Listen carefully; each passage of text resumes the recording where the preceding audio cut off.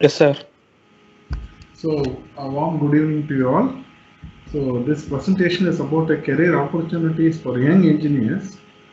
And since October 15, Dr. APJ Abdul Kalam's birthday, this presentation was given to a different university. I'm trying to give the same presentation to you, and it is very current and very relevant to you all. So, we all wish you all towards a challenging and a bright future. So, I am Hafizur Rahman, I'm scientist chef, project director working in CVAD, that is Combat Vehicles Research and Development Establishment of the DRDO, Chennai.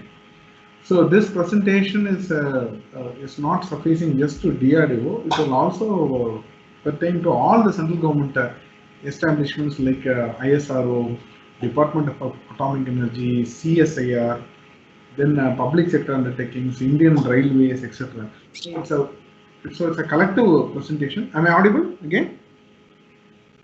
Yes, sir. Hello? Okay. So it's a collective presentation. So it will cover a wide variety of areas. If you have any doubts, you can interrupt me at the point and you can ask questions. You need not wait for the presentation to be over. Okay. So what are the major R&D organizations in India? If you see the major R&D organizations, there the four major recruiters are the DRDO, the ISRO, the Department of Atomic Energy, and the CSIR. That is the Council for Scientific and Industrial Research.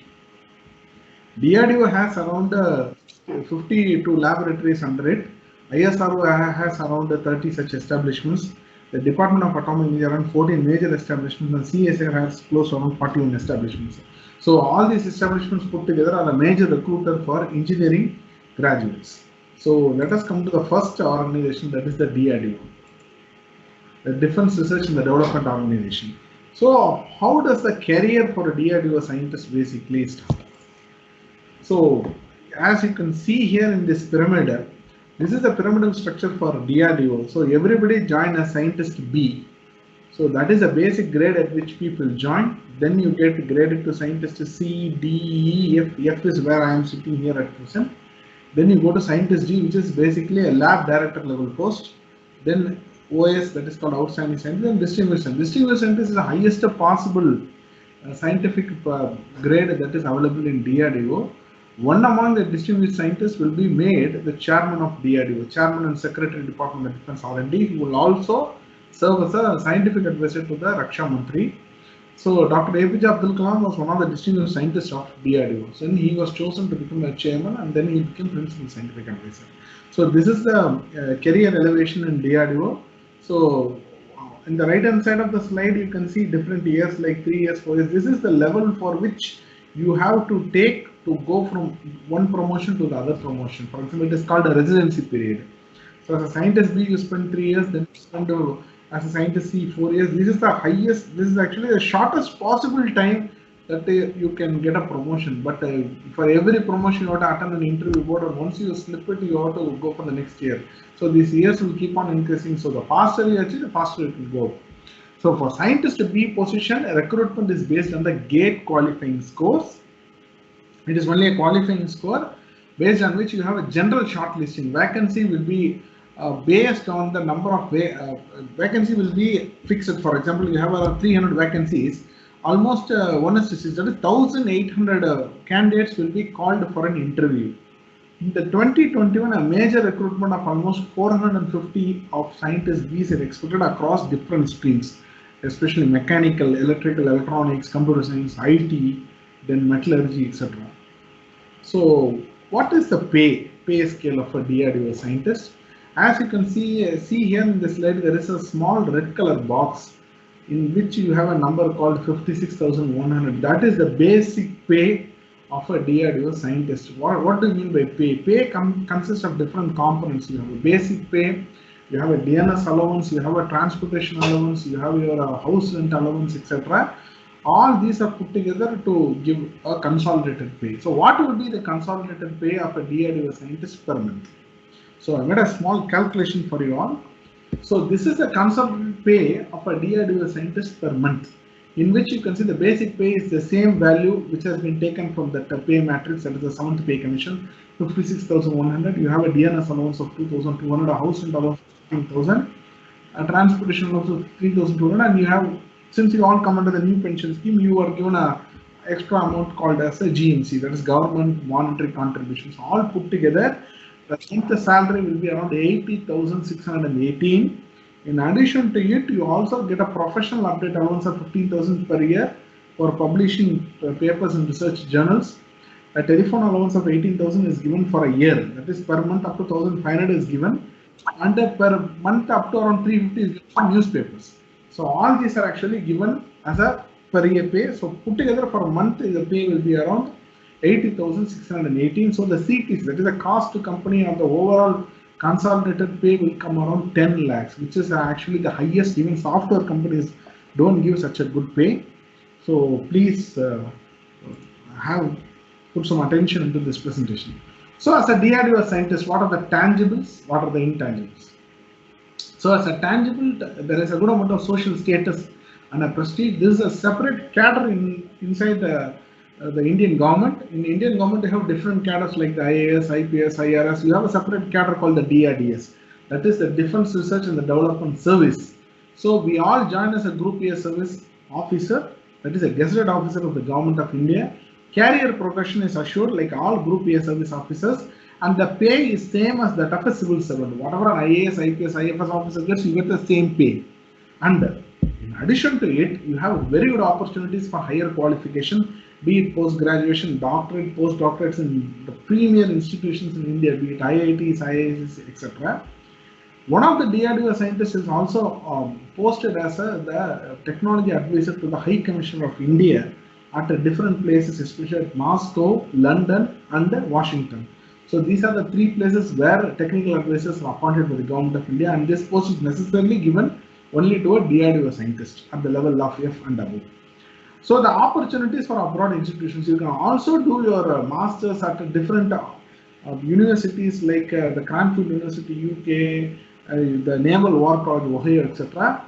The RMCS, that is the Royal Military College of Science, is a very prestigious institution in the world. That is where I did my masters in military vehicles technology. So these opportunities are given for a DRDO scientist. Generally, these opportunities are given for others. So you have a good amount of tangible benefits and intangible benefits also. Not only this, you can also be deputed across various departments and research boards in India, and you can comfortably, if you work and if you are very clear in your career progression, I am very sure that you can rise to the highest levels in the nation. So this is the latest recruitment notice that was put out recently on July 10th, 2020 for a recruitment, a DRDO recruitment for different streams, electronics, communication, mechanical, etc. So I think around 180 numbers. Consolidated list of all the vacancies will be shown later. So that is with DRDO. Now let us come to the second organization, the ISRO, that is the Indian Space Research Organization. I need not introduce ISRO to you all because you all are well aware of ISRO. But let us come straight to the point. How does ISRO recruit its own scientific manpower?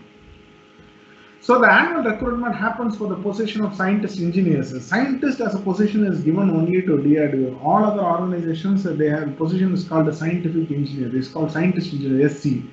The pay is the same as that of a DRDO scientist, level 10. So pay scale is the same. You get the same pay what you get in DRDO. You get the same pay at ISRO. Now coming to the point of selection. So how does a scientist get selected at ISRO? You have to fulfill certain basic eligibility criteria, which is 65% of your marks or a CGPA of 6.84. But the beauty is that in ISRO, the age limit is up to 35 years as on August of that year. Different streams are considered from mechanical, EEE, ECE, civil, refrigeration, air conditioner, architecture. So wide variety of streams in which ISRO recruits its scientists.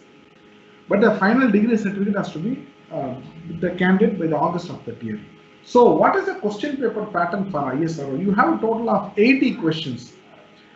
And the last shortlisted cutoff in 2017 was 139 out of 234. 234 marks. Out of 234, 139 candidates was the last candidate with the cutoff to be selected. And the 40% weightage is given to this written exam. 60% is for a personal interview.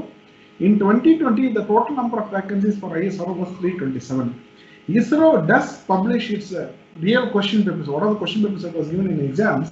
The last question paper they published is for 2013 exam. I checked up with some of the candidates who wrote this exam and got through my friends.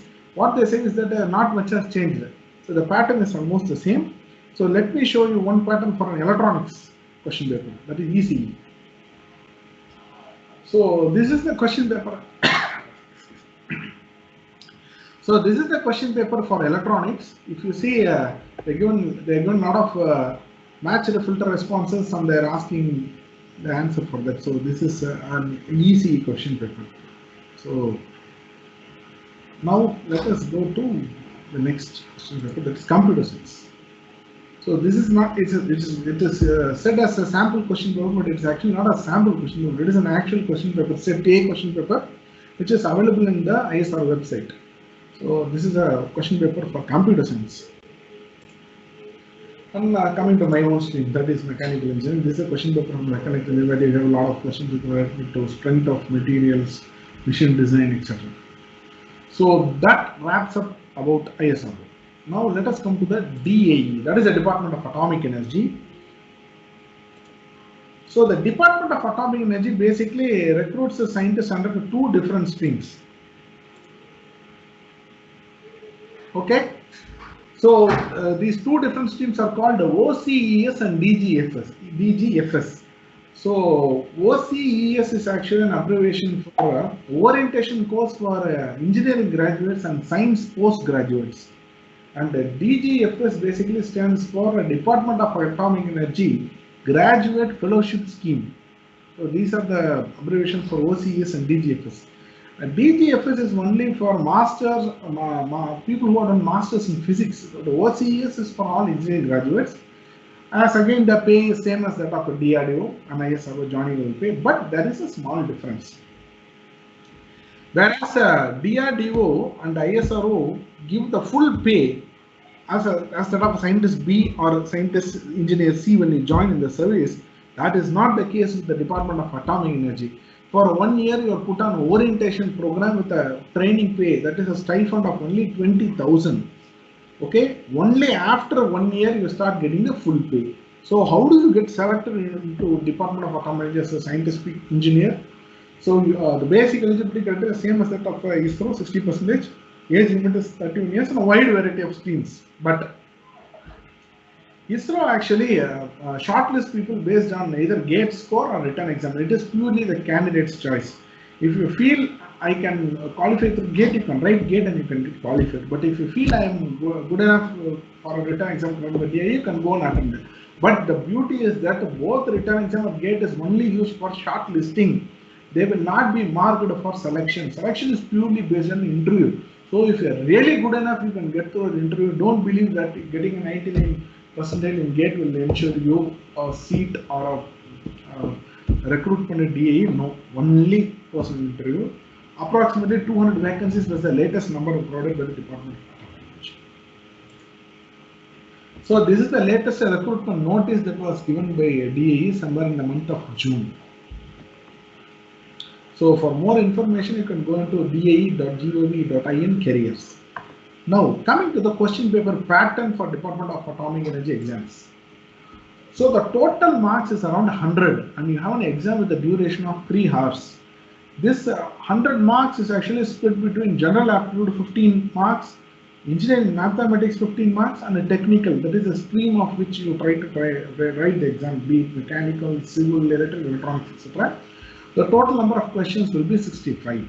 So that wraps up about the Department of Atomic Energy. Now let us come to the CSIR, that is the Council for Scientific and Industrial Research. CSIR annual recruitment actually happens based on a postgraduate research program in engineering under QHS. But the level of CSIR pay is slightly more than that of DAE, ISRO or DRDO. It is one step higher. You get a consultant pay of close to 1 lakh per month. But there is a small catch here. CSIR does not recruit directly like a DRDO or ISRO or like Department of Atomic Energy. It does conduct an exam or based on GATE they recruit. But once they recruit you, they will be paid a stipend of only 25,000 per month for 2 years. And you all will be subjected to a master's degree course. At the end of 2 years, you should complete the course with a CGPA of 7. If you fall less than 7, you will be sent out with an MTech degree. Otherwise, if you score more than 7 CGPA minimum, you will be selected into CSIR. But the course fee of 48,000 per annum has to be borne by the candidate. So what is the method of selection? You should have minimum CGPA of 7, age limit of 25 years for general category student, and again domains, wide variety of domains. And method of shortlisting is a gate score. It's an added advantage but not mandatory. Okay, so that wraps up about DRDO, ISRO, Department of Atomic Energy and CSIR. But are these the only institutions which are recruiting engineers? No, the major recruitment for engineering graduates actually happen across PSUs, that is the public sector undertakings. As we all know, public sector undertakings can be classified into Maharatna, Miniratna, etc. based on the turnovers. But the major recruitment is actually done only by the Maharatna companies. So what are those major companies which do recruitment in India? So these are the major public sector undertakings that do recruitment in India. So if you all are aware about all these companies, it's fine, but as my duty, let me go through all these companies. That is BEML. Bharat Earth Movers Limited is one of the big companies. It comes under Ministry of Defence. Then Bharat Electricals Limited, Bharat Heavy Electronics Limited, that is known to you. VHEL Trichy is very famous.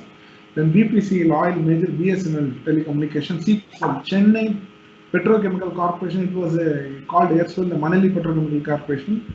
Then Oil India Limited, Coal India Limited, Cochin Shipyard. Cochin Shipyard actually builds all the naval corvettes and frigates for the Indian Navy. DVC is called Damodar Valley Corporation. This is actually a public sector undertaking which operates the biggest dam in India, that is a Damodar Dam. Then you have the GAIL, that is Gas Authority of India Limited. Then you have the SAIL Steel, Salem is very famous, the Steel Authority of India Limited. Then you have the GRSE, that is the Garden Reach Shipbuilders and Engineers. This is again a public sector undertaking which builds naval ships for the Indian Navy. Then you have the Goa Shipyard, again builds submarines for the Indian Navy. You have HAL, that is the Hindustan Aeronautics Limited. The HPCL, Hindustan Petrochemical Limited. PGCIL, that is the Power Grid Corporation of India Limited, which recruits only mechanical, electrical and electronics engineers. Then you have IOCL, Indian Oil Corporation Limited. MDL, Mazagon Dock Limited, again builds submarines for the Indian Navy. NHPC, National Hydroelectric Power Corporation, which operates all the big dams in India. Then you have the NALCO, National Aluminium Company. Then you have NLC, Naval is very famous, Naval Lignite Corporation. Then you have the NTPC, National Thermal Power Corporation, the ONGC, Oil and Natural Gas Corporation. These are the biggest public sector undertakings in India, which actually recruits engineers on a large scale. But the question arises, what is the method of recruitment? So I have actually tried to consolidate in this presentation all the recruitment methods along with their positions and salaries. Hello? I am not able to clear, please. Yes? Hello? You have a question?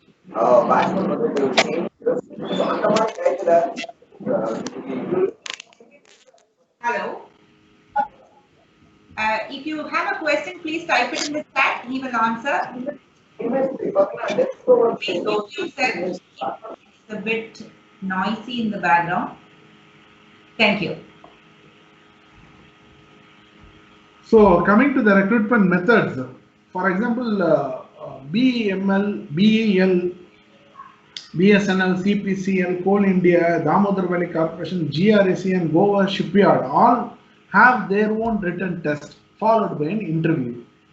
Okay, the positions do vary. Some recruit as MT, that is management trainees, some as probationary engineers, or JEs, that is called junior engineer, or basically engineers. Then you have AE as an associate executive engineer. Then you have an assistant manager, somebody again recruits as MT, that is management training. So we have different vacancies for the year 2019-2020, but the pay grades are almost similar to all these organizations. And there are a group of companies like BHEL, BPCL, etc., and the GAIL, which recruits candidates based on GATE scores. They don't have the written exam. The point to be noticed is that they don't have the written exam. They shortlist based on GATE score with an interview. But There is also a group called the BPCL and the GAIL, which add a group discussion in addition to your regular written exam, that is a gate shortlisting and interview. This is actually introducing a lot of complexity inside the recruitment process, because the more the number of stages, the more alert the candidate has to be, because the different stages in which you may get rejected actually increases. But if you are really smart enough, if you have a good technical background and with a good communication ability, I think it will not be a problem to ace these positions. So of all these companies, right, starting from BEML to Goa Shipyard, as shown in this particular slide, the highest pay is actually given by BPCL, that is Bharat Petroleum Corporation Limited, then Manali, that is Chennai Petrochemical Corporation, the Goa Shipyard and the Damodar Valley Corporation. But having said so, the highest recruitment goes to BSNL and Coal India Limited. So this is with respect to one group of PSUs which recruits scientists or engineers. In majority they are called engineers. Now coming to the other group which we discussed, right, starting from HAL to BAS. BAS was not actually shown. BAS actually stands for Bureau of Indian Standards, the standardization organization which by an act of parliament was created. They are the people who give that certification, BAS, hallmark certification from gold to up to food products, all certifications are given by BAS, that is IS certification. So if you see in this particular side, all the companies, I will not say majority, all the companies recruit only through GATE. It is only NTPC and the Power Grid Corporation of India Limited which has introduced GD, that is group discussion, along with your shortlisting and interview. Now coming to the vacancy position, the highest number of vacancies lies with the SAIL, surprising, because there are a lot of debates going in the media that SAIL will be closed, but the maximum recruitment was done by SAIL. It's a very profitable organization. But of all these organizations, the highest pay is given by NTPC, National Thermal Power Corporation. You will be surprised that the CTC for NTPC is the highest in India, be it a ministry, be it across the central government or be it a public sector undertaking. The CTC for NTPC is 13 lakhs. Will you believe it? Nobody gives the 13 lakhs to a fresh graduate. It is only NTPC that gives. This was a question that arose to me as a young engineer. Why do they give it? The reason is the NTPC, the primary function is to run the thermal power plant. These thermal power plants are actually located far off from the cities and towns. They are actually located in remote places. That is the reason why NTPC gives the highest pay. It is 13 lakhs per month. A lot of benefits are given, right? Starting from free food to accommodation, all these things are going to ensure that there is a lot of comfort in living, because people commute a lot to go to their offices. So NTPC is the highest paid. Please keep it in your mind. So that actually wraps up about the employment opportunities in various public sector undertakings. Now, one another major recruiter in India is the Indian Railways. So a lot of people don't think Indian Railways is a major recruiter, but to be very frank, in India, Indian Railways is also one of the biggest recruiters. So what is the position to which engineering graduates get recruited into the Indian Railways? It is called a section engineer or a senior section engineer. The pay is around in a range of between 9,300 to 34,800. It is equivalent to the 7th pay matrix, but not at the level 10. It is slightly lesser than that. It is not a group A position, it's a group A central service. And the method of selection is that you should have minimum 60% of marks with the age limit of 21 to 34 years. But the method of shortlisting is both based on a written exam and an interview. The total number of vacancies that was expected in 2020, not expected, we have numbers for that, that is 4,304 engineers are actually recruited in Indian Railways in this year 2020, and the notification will come in September. So please be alert, Indian Railways recruits the largest engineers in India. So section engineer is actually a very interesting post for the very simple reason that till 2010 there was no interview for this selection. It was only a written exam. During a written exam they take your thumbprint, that is your fingerprints. So when you get selected, they will verify this fingerprint, and if it is not matching, you will be arrested for impersonation. So that was the level at which Indian Railways was recruiting up to 2010. Now everything has changed. So there was a lot of problems of like impersonation happening. So people have started conducting interview also, which has actually introduced a lot of complication into the system. Now coming to the next category of recruitment, it's a very premier category of recruitment called the engineering services, IES, Indian Engineering Services.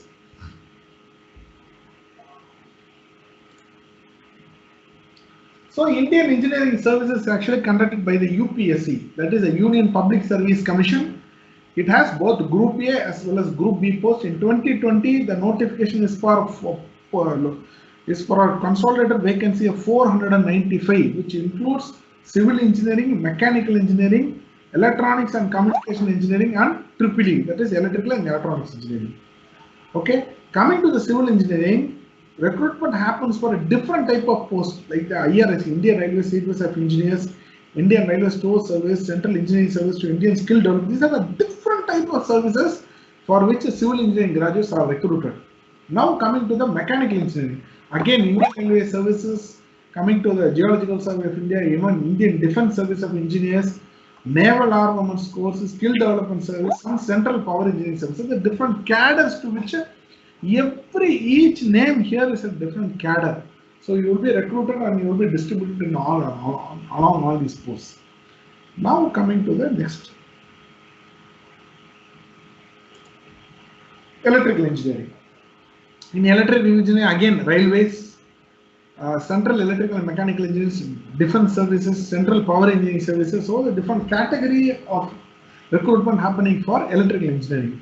Now coming to the last stream, that is electronics and telecommunication engineering. Again, let me reiterate the point that UPSC recruits engineers in engineering services only in these four streams: civil, mechanical, EEE, and ECE. No competitions here as of today. That is till 2020. So electronics and telecommunication engineering, again railways, naval armaments, skill development service, power engineering service, etc. So these are different cadres to which people are recruited. Now coming to the very specific point, what is the structure of the Indian Engineering Services exam? So the Indian Engineering Services exam has three layers.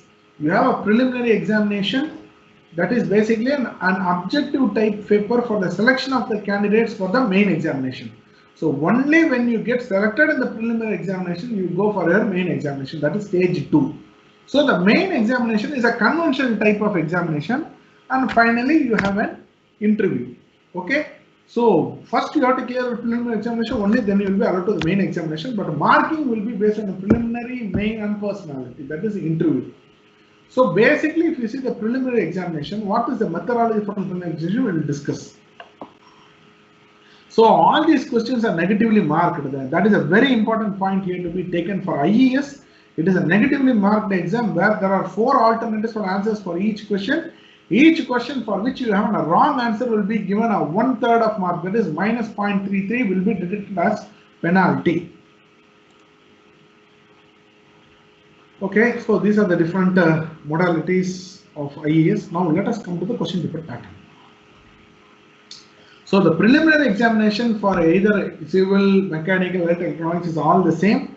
You have 2 different papers which have to be cleared. The first paper is a general studies and an engineering aptitude paper for a duration of 2 hours under the maximum marks of 200. Second, you will have the core paper, that is a technical paper where you can write in your own stream, civil, mechanical, EEE, and ECE to reiterate again, and the duration will be about 3 hours.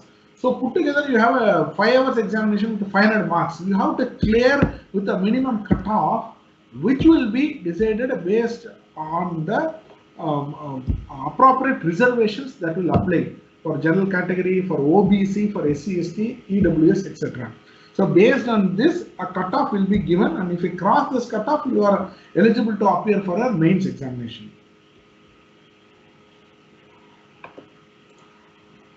Now coming to the mains exam.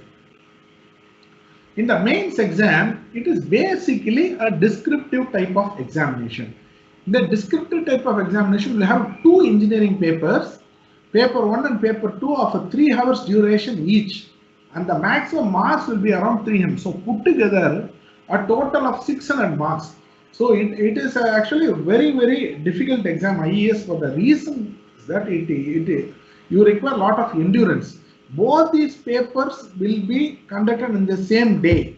For example, in the morning 3 hours you will have paper 1, or evening you have paper 2. That is the pattern till date. Maybe in 2020 they may change it one day or other day. Then in which case it is easier for the candidate. Otherwise it requires a lot of endurance. It is not about technical capability, it is about endurance. So finally you have an interview of 200 marks. So put together your preliminary plus main plus personality will be counted for your selection. Now, having discussed the different departments like DRDO, ISRO, Department of Atomic Energy, the CSIR, the public sector undertakings, railways, Indian engineering services, etc. So we discussed a lot of these recruitments. So what is the consolidated vacancy that is available for all the engineers for 2020? That is this year. Very challenging year because of the COVID crisis. So let us see the total number of vacancies for this year. For this year, the total number of vacancies for DRDO is 180. For ISRO, it is 327. For Department of Atomic Energy, it is 200. For CSIR, it is 100. For all the PSUs, what we have discussed, a total number of vacancies of 5,167. Indian Railways recruits around 4,300 engineers. Engineering services exam 495. And one area which we have not discussed is the central public sector banks, right? Starting from the SBI, Allahabad Bank, Punjab National Bank, etc. They recruit only computer science and IT engineers as probationary officers. It's a very lucrative job, and this year the total number of vacancies is 4,336. So put together, the total number of vacancies that is going to happen in 2020 is 15,109. So, for a majority of these exams have already happened. So please be alert that in 2021 the number of vacancies will increase by at least 10 to 15%. That is our expectation. So we have a good amount of vacancy of 15,000. 15,000 is definitely a good number to which you can compete. Please don't be under the impression that numbers are less, vacancies are less, we cannot get it. No, that is absolutely not the point. When I, as a young engineer, appeared for all these exams, I myself was surprised that I was able to get almost 6 recruitments. I was able to get appointment letters for 6 major organizations at the same time. I am very sure the students of ACCET are second to none. So if you prepare well, I am very sure we are able to do it. Having said so, this is the total number of vacancies. How to prepare for these exams? Now let us come to that point. So how to know about recruitments? The first major source of all central government recruitments is called the employment news.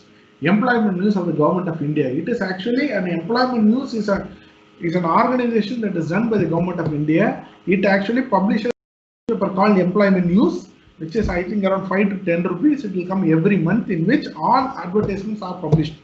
The question here is that it is a statutory, that is a legal requirement that any government organization, be it a ministry organization or a department or a PSU, railways, UPSC, everybody have to mandatorily publish their recruitment advertisements in employment news. Otherwise, as I have already told, it is a statutory or a legal requirement. When that recruitment is challenged in a court of law, if it is not published in the employment news, that recruitment is considered as null and void. That is, it is considered cancelled.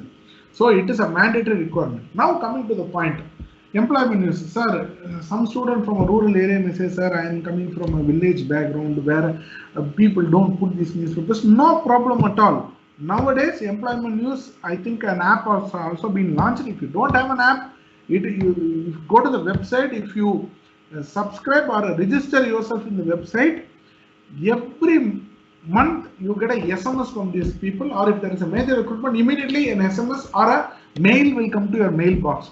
So that way you can be very alert. Please notice this point. Go on, do register yourself with the employment news. If you are living in a city or a town where you have access to newspapers, well and good. You can buy the hard copy and go through it.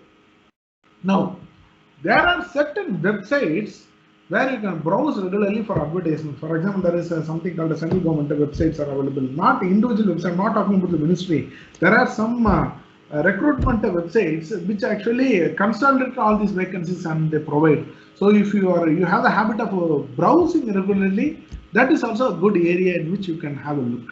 And there are certain websites where if you pay a small subscription, for example 50 rupees per month, they give you SMS alerts. So 50 rupees is not a big money. So if you can give it, you can very well get all these SMS. So SMS actually alerts you to some sort of recruitment. It actually puts you in alert mode. Employment is also a very good source. So these are some of the sources for central government. So if you're very particular that I want to only get recruited in DRDO, ISRO or any other public sector, you can regularly browse these websites and you can know the latest recruitment that is happening. Now, what is the approach towards recruitment? This is a very important slide. So this is the last slide with which I will conclude myself. So what is the approach towards recruitment? The first major method of an approach towards recruitment is prepare for gate syllabus. So why am I stressing the point that a candidate should prepare for the gate? It has a double takeaway. What do I mean by double takeaway? If you prepare for gate well, you have the option of either getting an MTech or a MS admission from Indian Institute of Science or IITs or the NITs or the premier engineering colleges like College of Engineering India, Anna Institute, etc. Or if you are really shrewd and smart enough and you are confident that I am able to crack these exams, you can get into all these recruitments. In case if you have an excellent gate score but still you are not able to crack this employment or recruitments, still you can go and join this master's program. That is what is called double takeaway. If you really get a good gate score, you can either go to master's program or you can go to your recruitment. So your options are open. Please don't be under the assumption that the MTech is not a big thing. For every MTech graduate, the MHRD, that is the Ministry of Human Resource Development, gives a stipend of close to 18,000 to 21,000 rupees per month. So which is a good amount. So please prepare for GATE. And while preparing for GATE, I will always advocate for a thorough preparation from standard textbooks with MCQs, that is multiple choice questions guides. There are some very good guides available in the market. I need not vouch for you. There are a lot of guides available. Please go through it. But the main important point here is standard textbooks. Please don't, for example, since I come from mechanical engineering background, I know a lot of local authors. Please don't go for these local authors. They may help you in getting marks in your university exams, whereas it will be a very miserable show when you go to these competitive examinations. Now taking self-notes. Self-notes is one of, whatever the approach I have given in this slide is my personal experience. Self-notes is what has put me in this position today. When I used to prepare for civil services examination and IES, the general methodology which we were taught was to take notes. So if you have a concept, you write a small notes for your own understanding, and with a lot of short hints and formulas. These are called notes. You write it in a small note or you write it in bits of paper and you tie it together, etc. Why do people generally ask the candidates to take notes? There are different reasons why we ask you to take notes.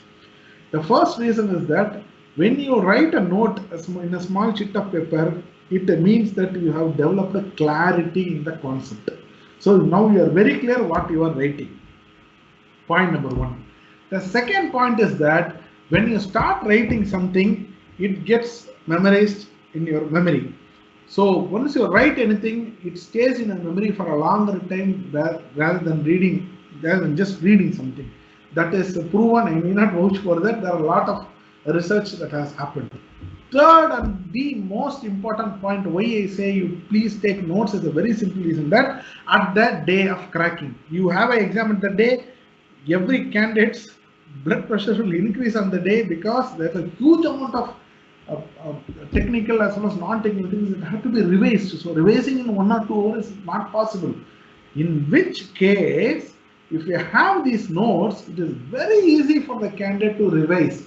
So if you ask me from my own personal experience, one good reading with a second clarity reading and one thorough reading is what you have to do. 3 readings to ace any examination. That is the amount of hard work to do. And to do that hard work, it is notes which will help you to sail through. So please don't negate this.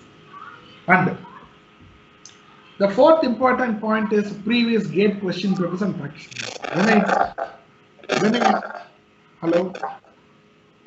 When I ask you to take a gate question papers and practice papers, these are actually available in websites. If you go through these question papers, you have two things. First, you will be very clear about the pattern of the examination.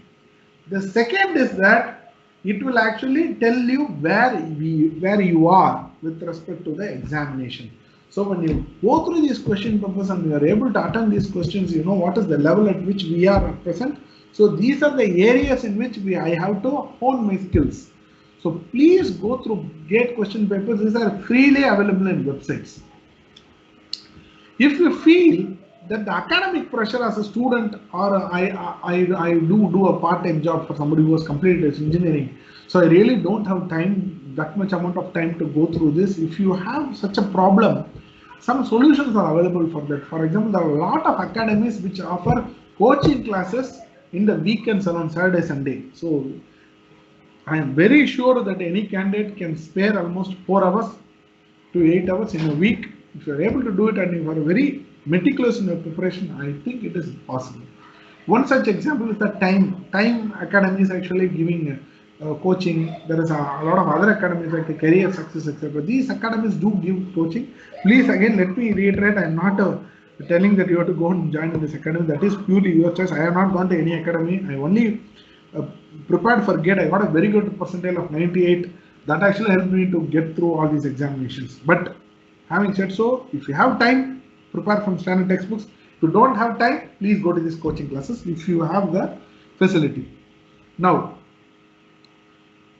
any examination, even GATE, has a section for logical reasoning, quantitative aptitude, and English. A majority of candidates whom I have seen coming from rural backgrounds are very good in engineering portion. If you give any type of engineering question, these students will clear. But a majority of candidates don't prepare for logical listening, quantitative aptitude in English.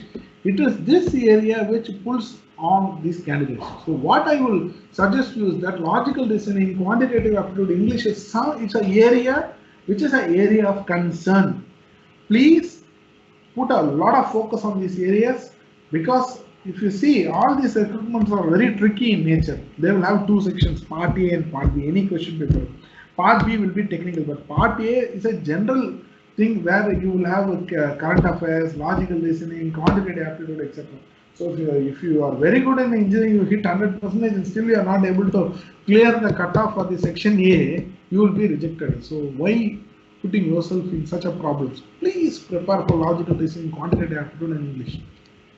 And as we discussed, there are a lot of group discussion. Some companies recruit based on group discussions also, but interview is mandatory for all. So how do we ace these interviews? The best method to ace these interviews is to conduct mock interviews. When I graduated from ACCT, I was a placement coordinator for our college. So I used to organize a lot of mock interviews for all our friends. So I also personally got enriched from the ideas also. We also used to conduct a lot of mock group discussions. It is both these mock interviews and mock group discussion which has actually helped me to sit in this position. Not only this, I was also working, I got placed in TVS Motors. I was working in TVS Motors through a campus recruitment. I was the first candidate to comfortably clear it because of these methodologies. Mock interviews are very, very important. When you conduct a mock interview, you will be very clear where do you stand. It is not only to test your technical skill, it also helps you to test the way we approach a question, the way, how confident we are, and how do we navigate through this question. So all this will definitely help you for a mock interviews. Group discussion is a very interesting factor. Let me share my experience. When our friends, we all attended the group discussion for the TVS Motors where I got recruited. One very startling thing which I observed is that all the toppers, I was not the topper of mechanical engineering department. I was only, I did complete my degree with a distinction, but I was not a topper. I was only 5 or 6th ranker. All the five candidates above me, they were technically very good. But when it happened to group discussion, I was very stunned to see that many candidates are not able to speak. Initially, I was under the impression that it is because they are feeling nervous. Only then later I found out that they don't know the approach how to speak. So it actually, there are a lot of things involved here. It is a psychology, English language skills, the fear to face the crowd, etc. Interview you are attending as a single candidate, but in a group discussion you are exposing yourself to the peer group. So these three factors actually, it was an enlightening feature for me. So how candidates do approach group discussion. So once I was able to ace this group discussion, I helped my fellow candidates in these skills that actually helped some of my friends to get through. So please put a lot of importance to group discussion and mock interviews. It is these mock interviews and group discussion which will help yourself to sail through these things very comfortably.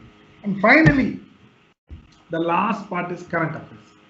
As I already told you, our candidates are very good technically. I absolutely have no doubt on the technical capability of ACCETians because maybe because of the culture or maybe because of blessings of later. Shri Aragappa Chettiar or the campus. The campus gives you a lot of feel, a person of etc. They are very good technically, but I feel a lot of lacuna in logical reasoning, content aptitude in English, and also group discussions. And current affairs. Current affairs are a lot of magazines that are available nowadays.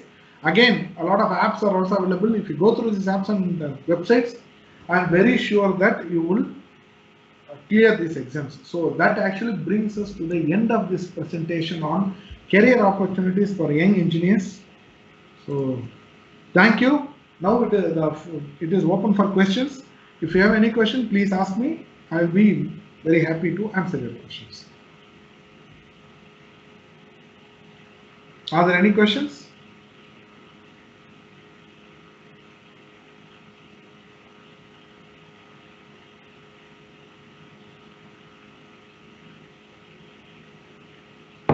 Do you have any questions?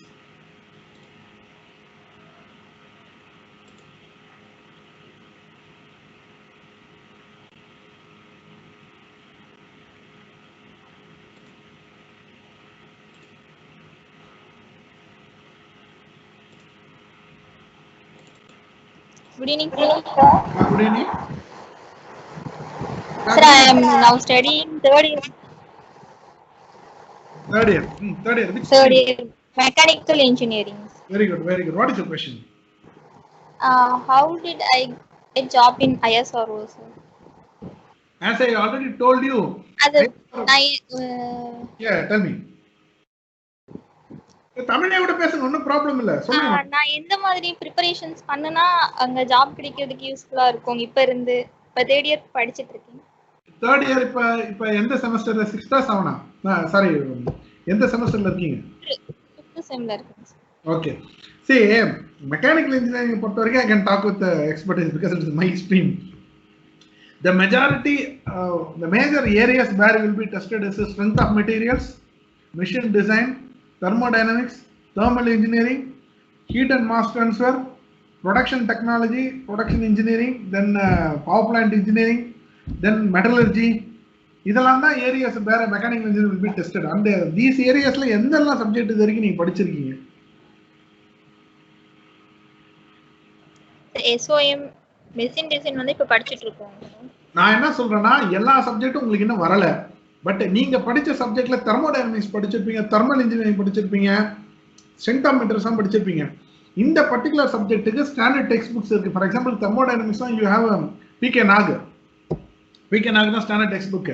But if you have some other good text books you can go through it. நான் என்ன சொல்றேன்னா இந்த GATE question பேப்பர்ஸ்லாம் available in net ஃப்ரீயா. Please take these question papers and only shortlist strength of material questions. அந்த questions உங்களால attend பண்ண முடியுதான்னு பாருங்க. அட்டெண்ட் பண்ண முடிஞ்சா you are good in that particular subject. இந்த மாதிரி எத்தனை சப்ஜெக்ட்லாம் படிச்சிருக்கீங்களோ அந்தந்த relevant questionல மட்டும் அட்டெண்ட் பண்ண முடியுதான்னு பாருங்க. But what I will advocate to you is that in addition to all this method of preparation, logical reasoning, quantitative aptitude, English இது தேவையில்லை, year தேவையில்லை. கரெக்டா? ஹலோ? Yes sir. அதனால இந்த quantitative aptitude English logical reasoning இப்பல இருந்தே prepare பண்ண ஆரம்பிச்சிருங்க. மற்ற அதர் சப்ஜெக்ட்லாம் மட்டும் எந்தெந்த சப்ஜெக்ட்லாம் உங்களுக்கு முடிஞ்சிருக்கோ அந்தந்த சப்ஜெக்ட்லாம் மட்டும் you concentrate. Okay okay sir. Thank you. Thank you sir. Thank you.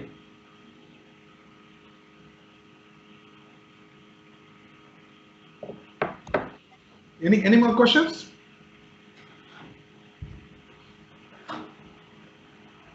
Candidate face.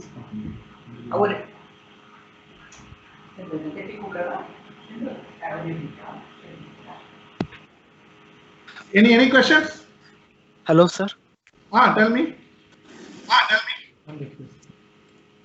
Sir என்னோட கொஸ்டின் என்னன்னா ஜெனரல் கொஸ்டின் தான். இந்த நார்த் பீப்புளை கம்பேர் பண்ணும்போது நம்ம தமிழ் பீப்புள் வந்து இந்த மாதிரி பெரிய பெரிய பிஎஸ்யூல எல்லாம் பிளேஸ் ஆகுறது வந்து கம்மியா இருக்குது சார். இதுக்கான ரீசன் என்ன? ரெண்டாவது அதுக்கு நாங்க என்ன பண்ணணும் சார் இன்னும் நிறைய இது போறதுக்கு?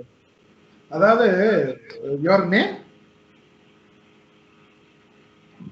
ஆமா, அசோக் குமார் சார். அசோக் குமார், நீங்க எந்த வருஷம் படிக்கிறீங்க? Final year are completed? இப்போ final year sir. Okay, see, what you are asking is a very general question. Actually politically also very relevant, but let us not go into this politics. Let me tell you the truth. நீங்க சொன்னது 100% true தான். ஏன்னா when I got recruited, totally 356 scientists were recruited. Okay, and the batch in the DRDO la and the 356 is a very big number. 356 scientists la Tamil Nadu la select ஆனது வந்து பாத்தீங்கன்னா close to 32 people. The majority of the recruitment happens from candidates from Bihar. I am talking from authentic sources, not part of recruitment. Bihar, UP, Delhi, West Bengal, Orissa, Andhra Pradesh. They get recruited in large numbers.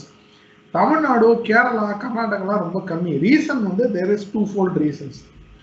Let us see the practical. Tamil Nadu இந்த மாதிரி ஸ்டேட்லலாம் software profession is given more importance.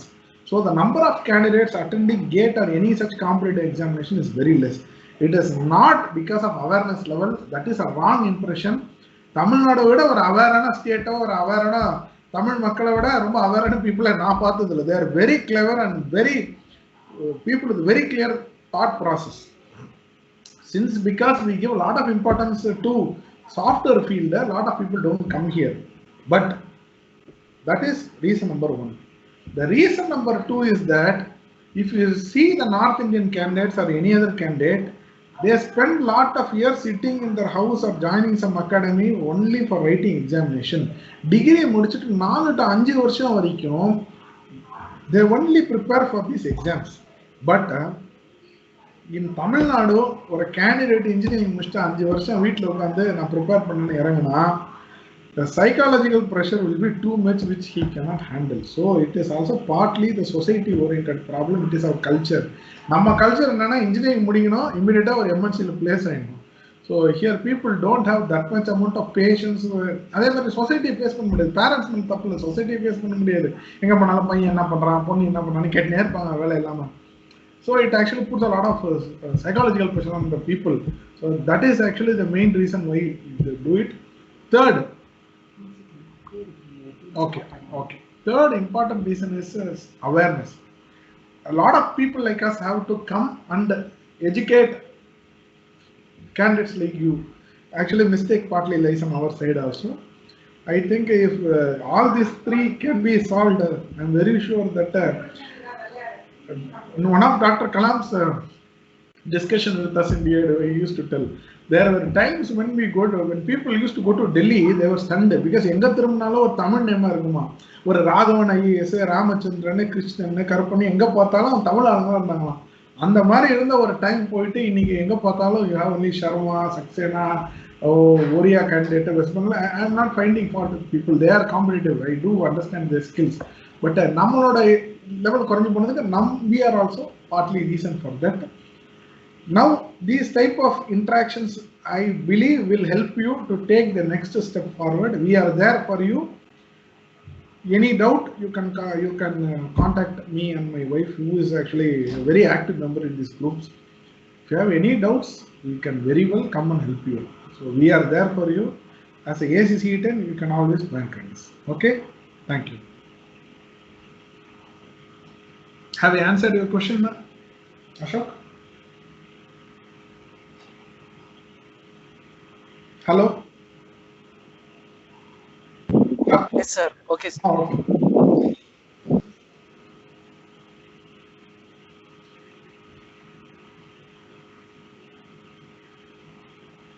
Any other question?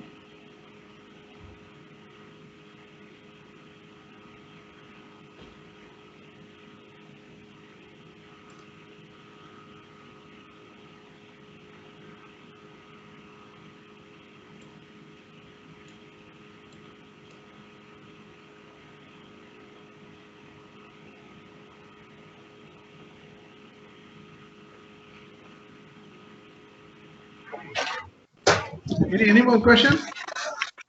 Sir, about one last question, sir. Hello?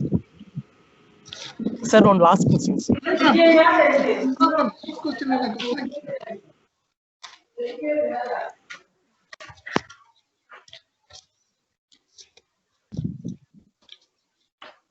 சொல்லுங்க question please.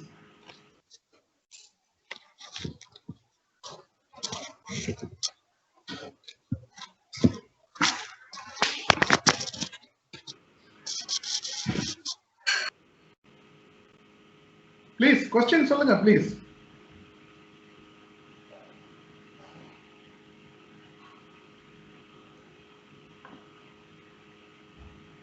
So in the chat room, Tanigai Velen, sir, you have tabulated the list of vacancies. Is it for the 2020 pass-outs or for the 2021 pass-out?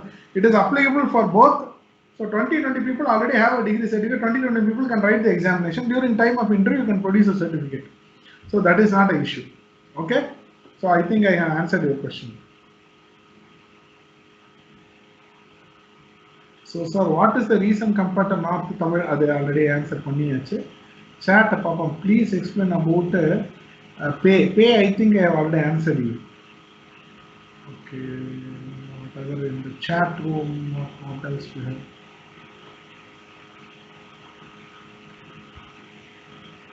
Okay, I think I have answered all the chat room questions.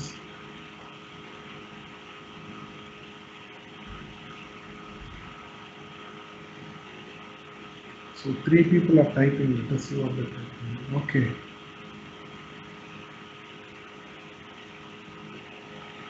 So I think we are close to 1 hour. The scheduled program was for an hour. I think I have done justice to this program. So thank you for this opportunity. Okay, and now there is a question from Mohan who asks about intern or apprenticeships in PSUs. Sorry, there is no graduate apprentice program available in PSUs or intern programs available. Please don't be under the wrong impression. These are not MNCs where you have in a government there are certain means by which they recruit. It is only recruitment, there is no internship.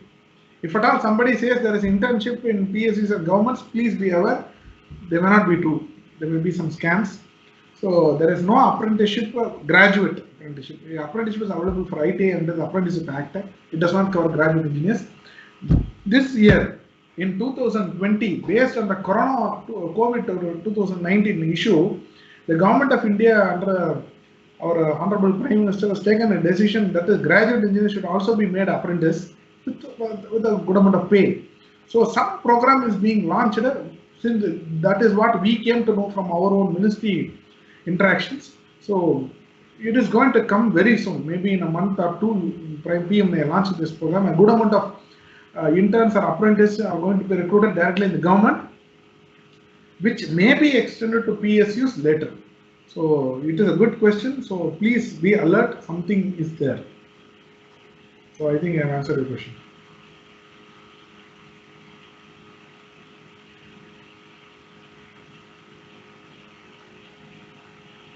So it's exactly 1 hour. If I have answered all your questions, thank you for this opportunity. So I am very sure that the ACC interns will make our flag fly high. God bless you all. Thank you. Thank you, sir.